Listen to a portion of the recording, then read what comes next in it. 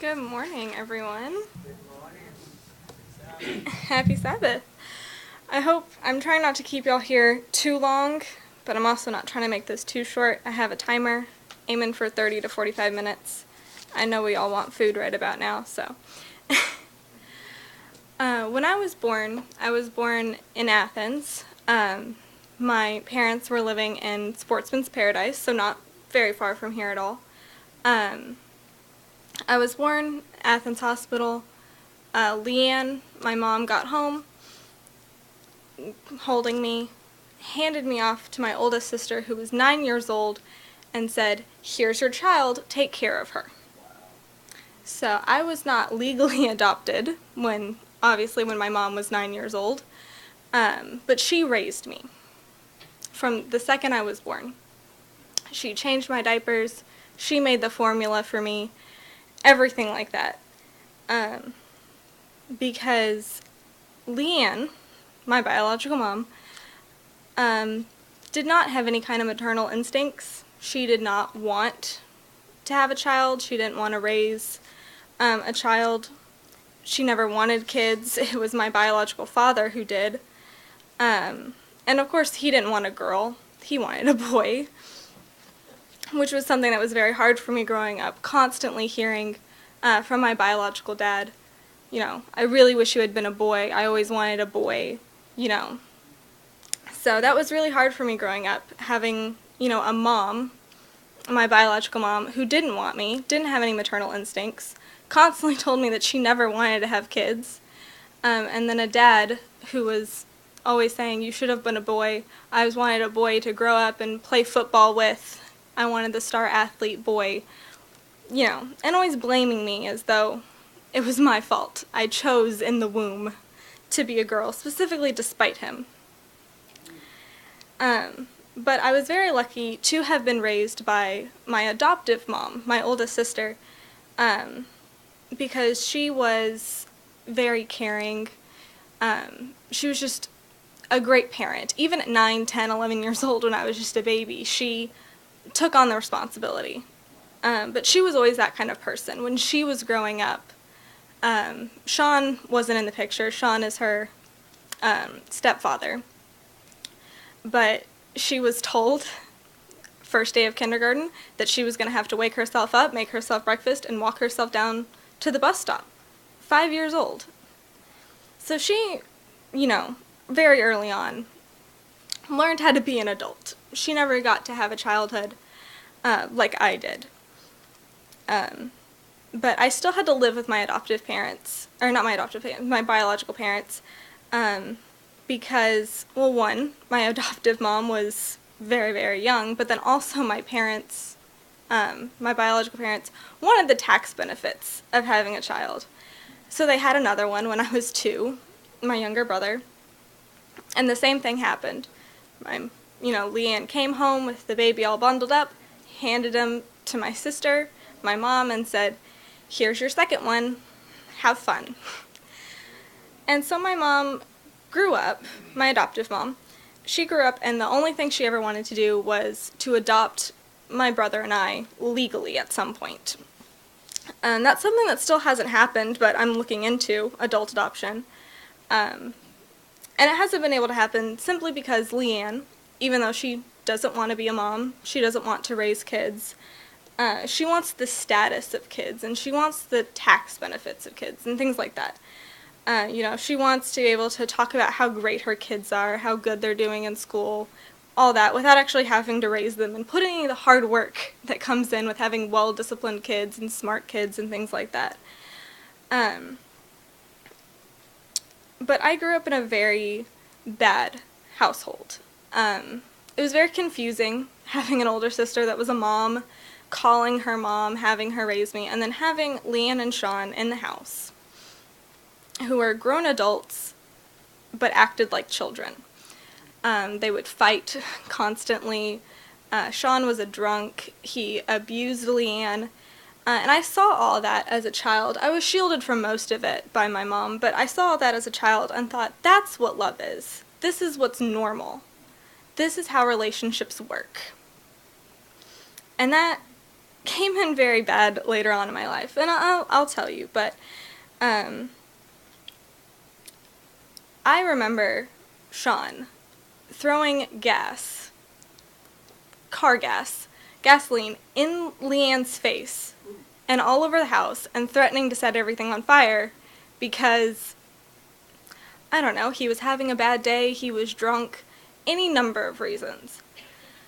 But I was shielded from the majority of it, so for the most part I had a normal but worldly childhood. I watched a lot of, cartoons, and I, went to school and things like that.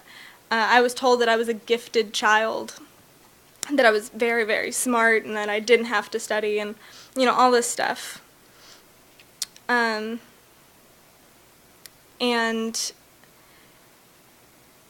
I really wish that I had had a different childhood, and I think that anybody who is raised in that kind of childhood later on looks back at it and says, wow, I really wish that I had had a different childhood. Like, that's not the way a child should grow up. And I'm sure if anybody here has had a similar experience, they probably also wish that they had had a different childhood growing up. I wish that, my adoptive mom had been my real mom.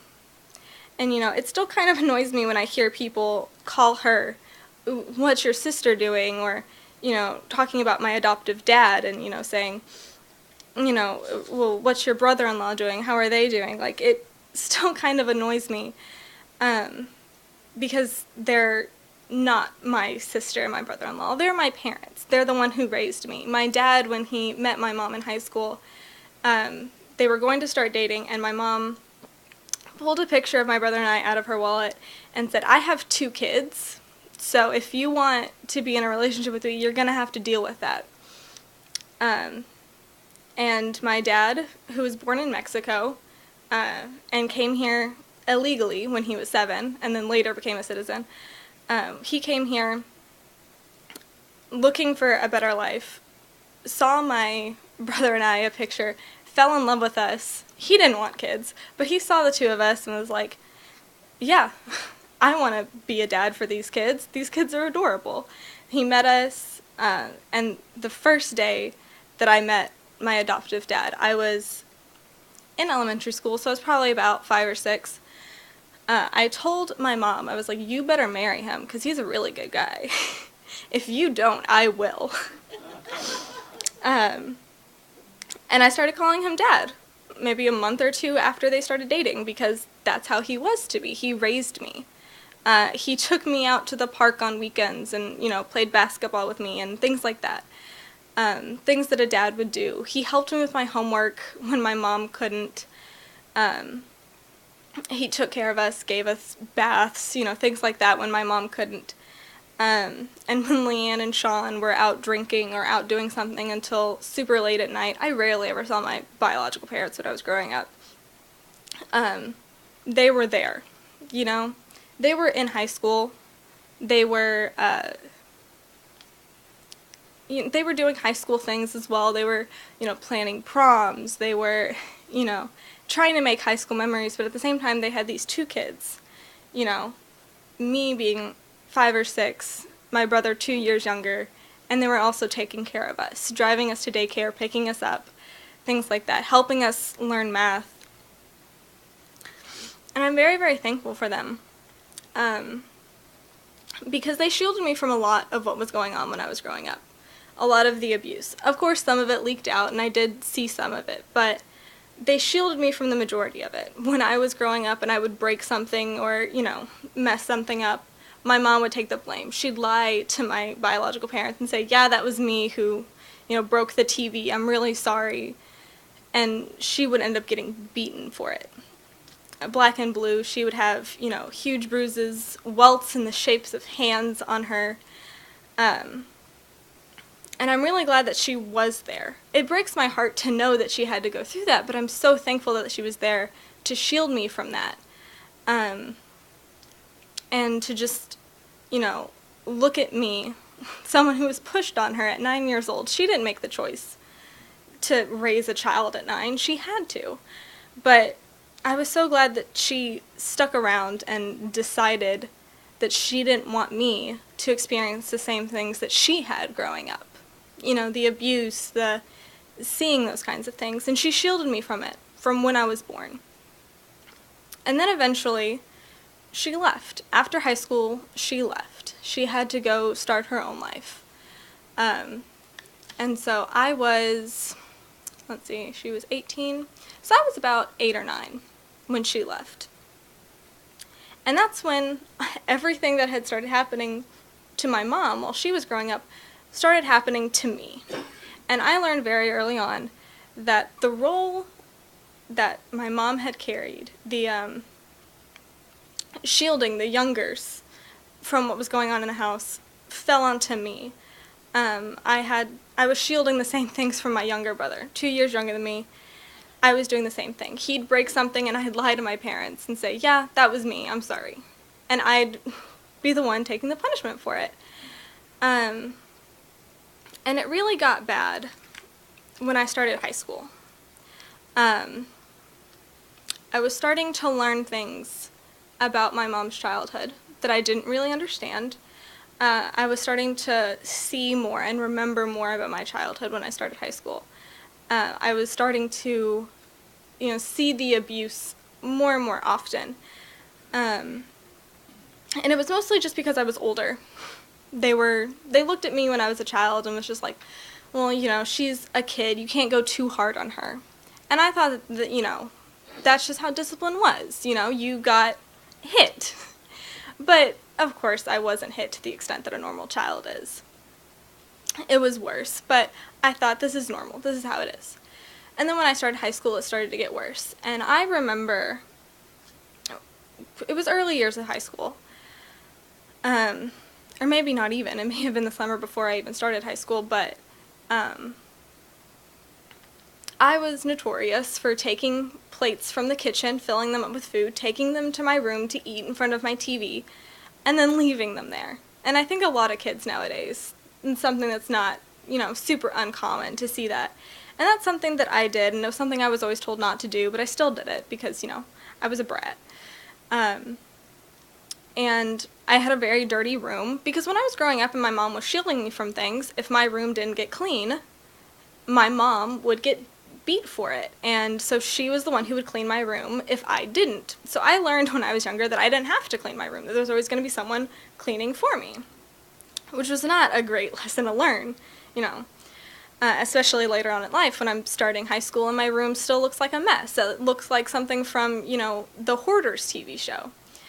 And Leanne told me, get all the dishes out of your room, and I said they are. Because I had gotten all the ones on the top layer of filth and taken them to the sink, and she was like, I bet that's not all the dishes that's in there, I bet there's more. And I said, nuh-uh, there's not. And she was like, I bet you there is. So she went in there, started digging through things, and found some things, and she beat me black and blue. I ended up having to go to the hospital. She was chasing me around the house with a belt and just whipping me as if I was a slave. Like something you would see from, like, a movie like that. And, I was begging her to stop, and she didn't. And then finally she said, you're grounded, go to your room. So I did. And then I made the excuse of having to pee, because my room doesn't have a window that opens, but the bathroom one did. So I opened the window and I left. And I ended up going to my grandparents' house. And my mom was living there at the time. She had come back and she was living in Brownsboro again. This is while I was living here. And she was living in Brownsboro again. She was living in the upstairs of my grandparents' house. And so I went there, and my grandparents weren't there, and I was scared because I didn't know what was happening. This is the worst thing that had ever happened to me in my life so far. I had no clue what was going on. And so I went upstairs, and she kept the door locked, and I was banging on the door, and there was no one there. So I hid in an upstairs closet, and was hoping. I tried to lock the door, but it was one of those weird locks that only half locks, and if you jiggle it the right way, it comes unlocked. So I locked it, hoped she wouldn't check. She found out I was gone, Leanne, went around looking for me and found me fairly quickly. And she drugged me out, she threw me in the back of her car and, drove me back. And I left again. I once again sneaked into the bathroom, and I ran down to my grandparents' house, and there was still no one there. So I got in the mule, like a work truck thing, like a go-kart, I guess. And I drove out, and we live on a huge ranch, big pasture.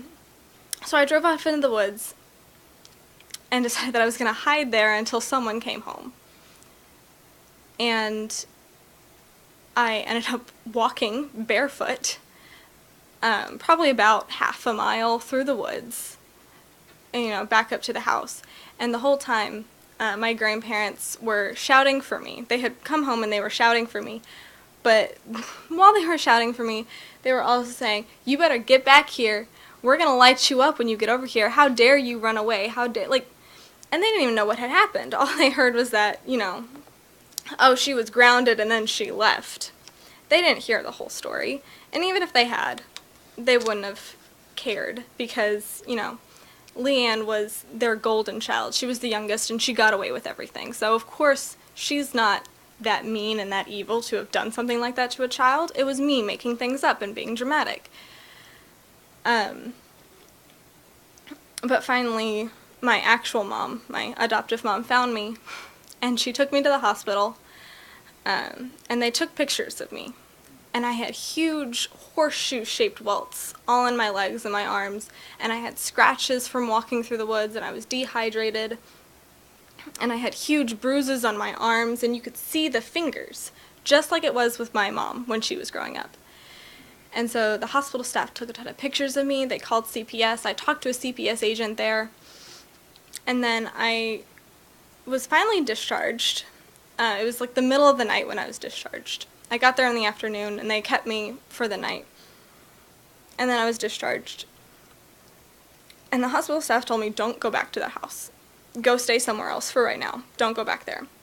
So I stayed in my grandparents' house, which was super close, walking distance. But at least it was not in the same house as them, and I felt somewhat safe. And then a few days later, a CPS agent came, and they talked to Leanne and Sean first.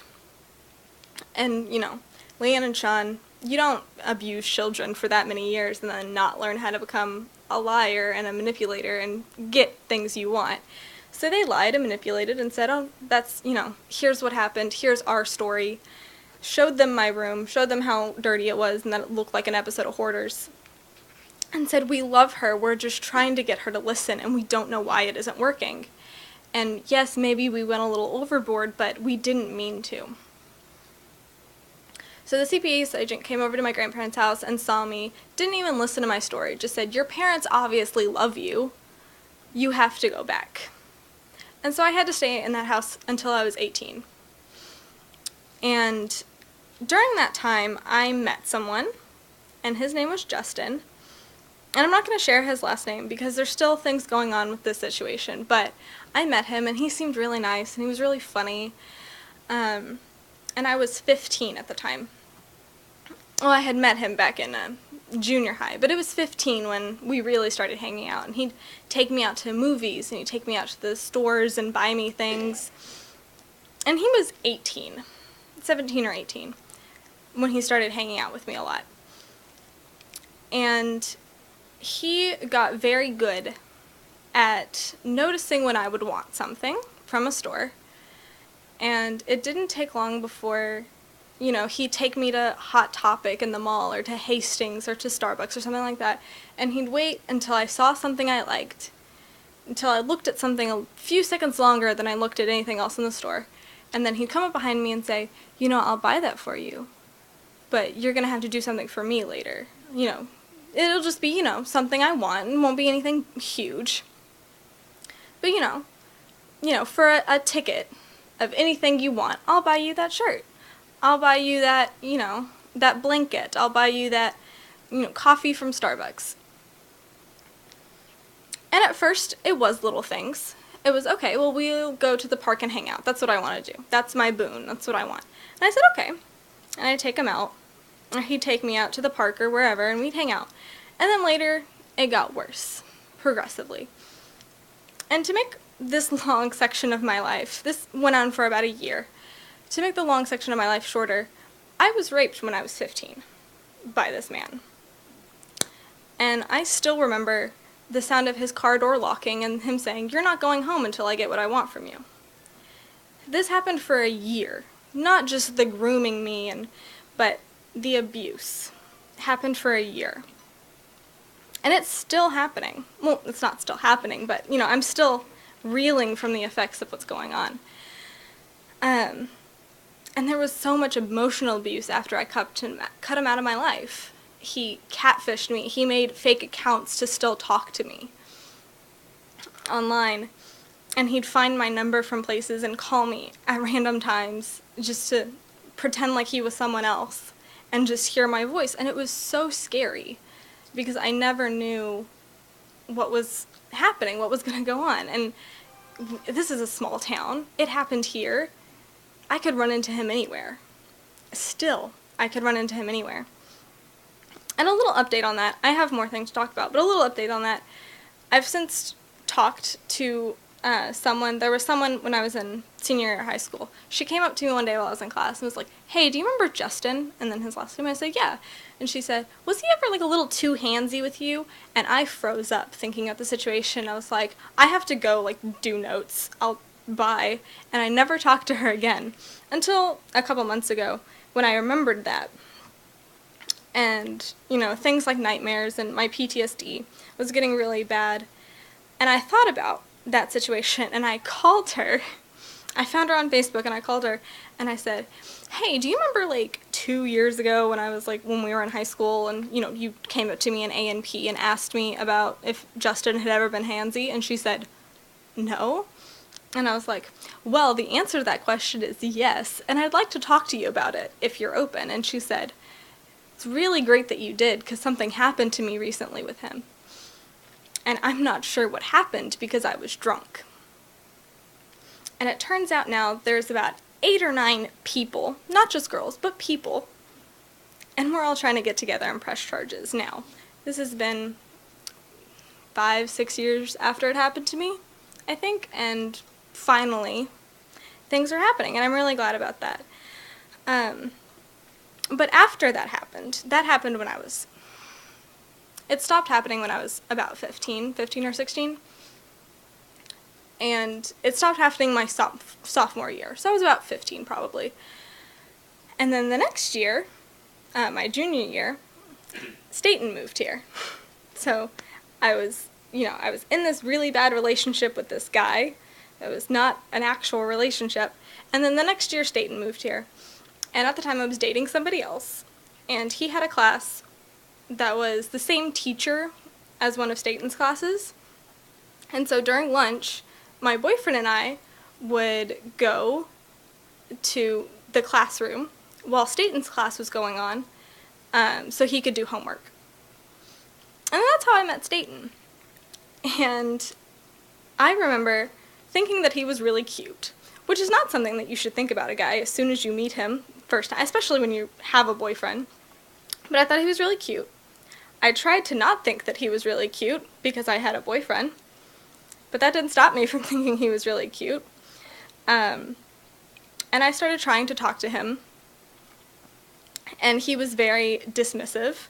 I would try to talk to him, and I'd be like, "Hey, what are you doing today?" And he'd be like, "I have homework to do. Please leave me alone." But that's how we became friends. I ended up getting his number, and we talked a little bit. And then the next year, my senior year, is when we really started talking, and he started taking me to church. And you all remember that, me coming to church for the first time and sitting in the back with him and, being super shy and never talking to anybody. But then eventually I started to open up, and I started to really love coming to church here. And I remember what happened the very first day I was here. There was people from the Tyler church came to talk. It was a bunch of kids, and they did a little news thing. But I didn't pay attention to it because that morning in Sabbath school, y'all had talked about sun worship or something like that. And at the time, I was a Wiccan, and that scared me a lot because here was, Bob standing up here saying, that's bad. Witchcraft is bad. And I was just like, well, I don't think it is. I do it all the time. It's not that bad. And it made me want to not come back. And so I didn't come back the next Sabbath, I don't think. But then the next one I did, because I decided, it was probably just an off day. They're probably not that bad. And I came back up the second time, and I saw y'all during Praise and Concerns, talking about things that were happening in your lives, the bad things. People were sick. Someone had died. Things like that. And I was like, wow, these people must have really bad lives. Everyone here is talking about a friend that they have that's sick. Everyone here is talking about some horrible thing that's going on in their lives right now. Everyone's having such a hard time. And after things that had happened with me with Justin, I thought, there is no God. Because there's no God that could exist that would let these things happen to people. God wouldn't let this happen to somebody. He wouldn't let somebody grow up in an abusive home. He wouldn't let them get raped. That's not God. But then I came up here and I saw all of y'all, and I saw y'all talking about these horrible things that were going on in your lives. And I was like, wow, these guys must have really hard lives. Their lives are they're constantly talking about the bad things. And then I stayed for potluck, and y'all all seemed so happy.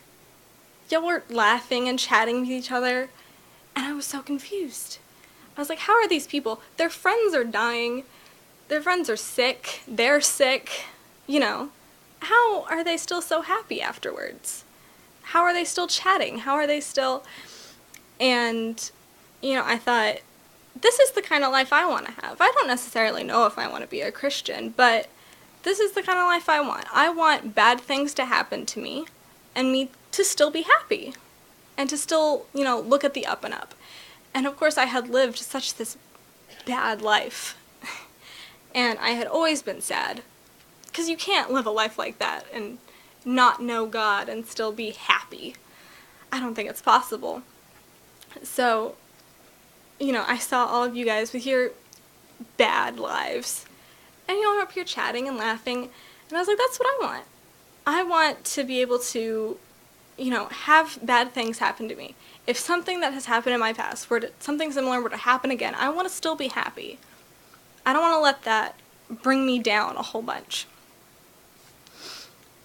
And that's what I started to do. I started going to church. Because I was like, I don't know if I want to be a Christian, but these guys sure do have it figured out. They're up here talking and laughing, and that's what I want. So, first step, do something that's like what they're doing, going to church. And I really liked going to church. I really liked hearing about it. I really liked talking with Staten after and asking a ton of questions and being like, what was about that story that was during the sermon? I didn't understand that at all. What happened? Can you explain in human language? And I really liked it, and I really liked, observing Sabbath, and I liked spending time with Staten and Graham's afterwards, at their house, and just having a nice, fun, relaxing time and sitting outside and, having a whole day of just, relaxing and having fun and talking about what had happened in church that day and asking questions and learning. And honestly, I don't think there's anything that's better that has ever happened to me in my life than starting to go here and, starting to spend a lot of time over at Graham's house and starting to spend a lot of time with Staten and, begging him and tricking to him and lying to him about, oh, well, I have math homework that I have to do after school today, and I can't take the bus home, so can you take me home? Just so I could talk to him more, and I'm really glad that I did all that. Looking back, of course, I wish I hadn't lied and tricked and manipulated him the way I did to get him to talk to me. But I'm really glad that I started to talk to him, and he started to bring me to church, and I started to meet you guys. And since I started going to church, and since I was baptized and became a Seventh-day Adventist and, started going to church full-time, there have still been bad things that happened to me. Just recently, I'm sure you guys heard, my dad kicked me out of my house. I was staying with him in Dallas. I was there for 4 months. I said, when we were talking about the agreements with me living with him, I said, my plan is to get a job as soon as I get there, find a job fairly quickly, and then move out within 3 months. Have about a month to get a job, spend 2 months in the job, and then move out. 4 months later, and I was still there without a job. I was trying, but it just wasn't happening. And I was like, well, I'll just keep trying, I'll keep praying, I'll keep, I gotta find a job here, this is where I want to be. And Grams would always call me and she'd say, I really wish that you wouldn't be in Dallas, I really wish you'd get out of there, because, that's really not where you want to be. And I was like, yeah, I know, but in my head I was thinking like, Grams, of course this is where I want to be, this is Dallas, this is great, this is where things happen. And, I had prayed and I thought that God was telling me that you needed to go to Dallas, that there was something there for you. And 4 months later, I'm being kicked out and I'm being sent back here. And I was like, my life is out of control. Again, my life was out of control when I was a child, when abuse was happening, when the things with Justin were happening. My life has been a series of things coming out of control. The seams of my life becoming undone and everything becoming unraveled. And, I've struggled my whole life with depression and anxiety and PTSD, and specifically with self-harm and suicide.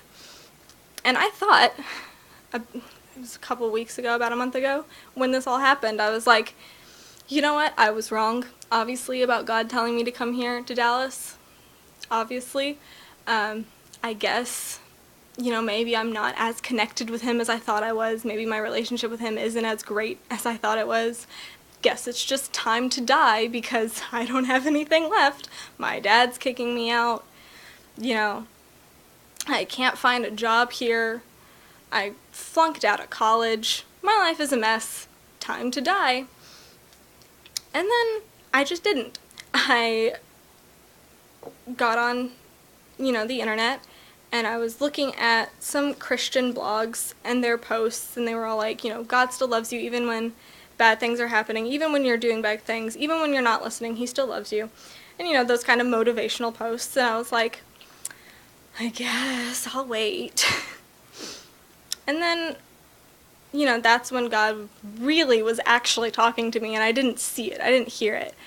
But, he was there, in whatever it was I was listening to and consuming and reading online. He was there telling me, you gotta wait, let's hold off on your plan for a little bit, because I got something, and I think you might like it, so just hold off on that for a little bit. And so I did, without thinking.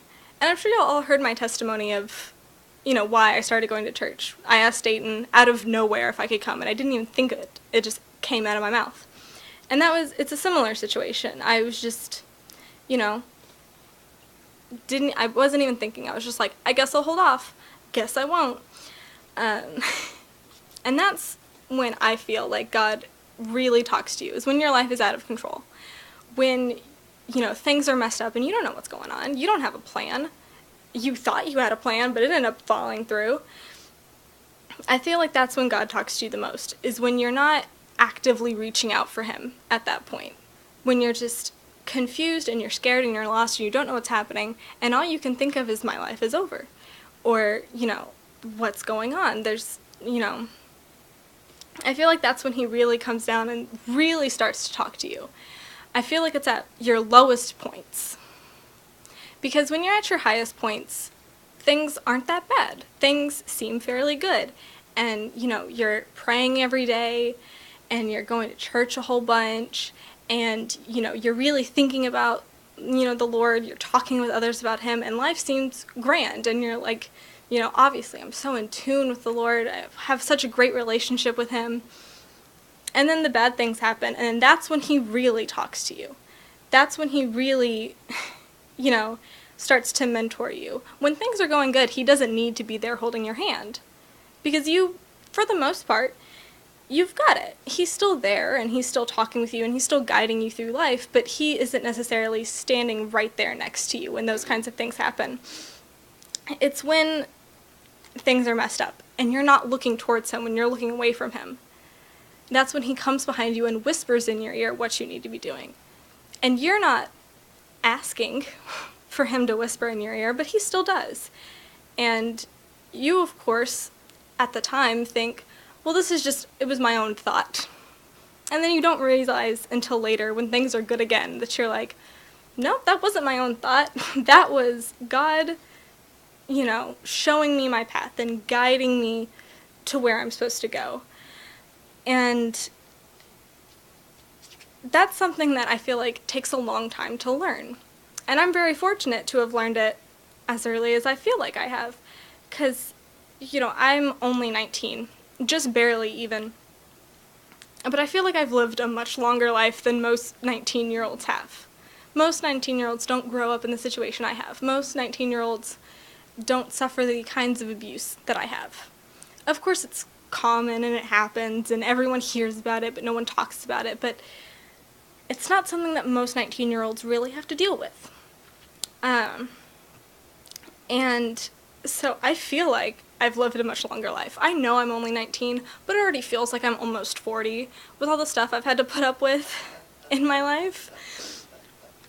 And, the troubles of trying to find a job and going to college again, I'm just like, ugh, this again? As if I've lived 40 years. But I'm really fortunate to have learned that lesson at 19. Because I feel like there's some people who don't learn that lesson, that don't learn that you need to have your life out of control at some points for God to really show you where you need to go. And that it's good not to have a plan, because if you have a plan, here's how I like to think of it, is God is like a shining path, showing you where you need to go. And you just have to blindly follow. You just have to say, okay, this is the path, okay, I'll follow. The yellow brick road, okay, I'll walk down it. And if you start to try to guess where it is he's trying to take you, you end up getting off the path. Because you're like, oh, I know a shortcut. Or, oh, I know where he's taking me. And then you start focusing on how to get to where you think he's taking you instead of what he's actually doing. And you start to get off the path. And so I feel like there's a lot of people who don't learn that lesson until they're much older. Until things have really started happening to them, until they start having kids and, their kids are acting out and they don't know what to do. When they get married and their husband is, didn't turn out to be the kind of guy that they thought he was when they got married. And I feel like that's when a lot of people learn the lesson that you can't have a plan. You can't have a plan in your life. And I'm very fortunate to have learned it at 19. I feel like that's not something that's common, learning such grand life lessons at such a young age. But I'm really thankful for a lot of the things that happened in my life. I'm thankful for, my mom raising me the way she did. And I'm thankful for her adopting me, at such a young age and taking on that responsibility. And I'm thankful for meeting Staten and him driving me to church and driving me around. And I'm thankful for Graham's, saying that I could even go over to her house for Sabbath and spending time there. But I'm also thankful for a lot of other things that happened in my life. I'm thankful for what happened to me when I was younger. And I'm thankful for when my mom had to leave and the kinds of things that happened to me. The abuse by my biological parents, the abuse by Justin.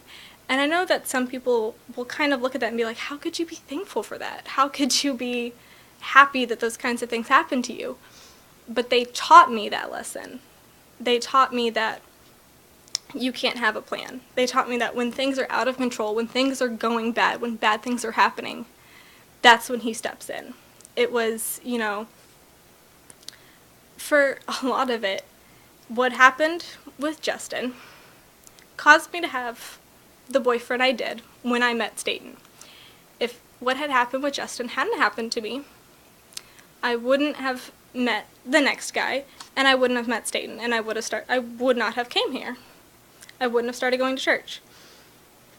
But then also, if that hadn't have happened to me, if I didn't have that experience under my belt and know what I was talking about, I wouldn't be able to talk to other people about it. Other people who are having similar problems. The girls that I'm meeting now, Justin's 22 at this point. And we're still finding out that he's abusing girls as young as I was. 14, 15, he's 22. But I'm able to talk to them through those kinds of experiences. And other people that I meet at school who, tell me about what happened to them. I'm able to talk them through it and help them. And so I'm really glad that those kinds of things happen to me. And I'll go ahead and wrap it up. Just by saying something again that I've already said, but I feel like it's really important, is that it's when your life is out of control, when things are falling apart, that's when God is there putting the pieces back together. Whether you realize it or not, He's putting things back together for you. So that's where I'll leave that. Thank you.